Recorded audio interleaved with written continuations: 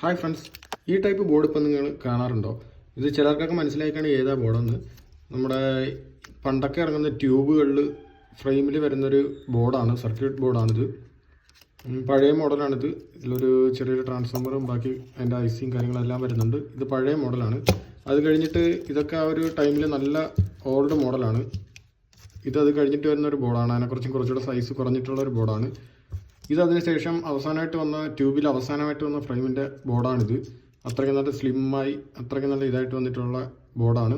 ഇപ്പോൾ വരുന്ന ട്യൂബുകളെല്ലാം LED ട്യൂബുകളാണ്. അതിൽ ഏകദേശം ആ ഒരു ഇതിൽ തന്നെയാണ് എല്ലാം വരുന്നത്. ആ ഒരു ചെറിയ സ്ട്രിപ്പിൽ തന്നെയാണ് അതിൻ്റെ പവർ സർക്യൂട്ട് എല്ലാ കാര്യങ്ങളും കൂടെ വരുന്നത്.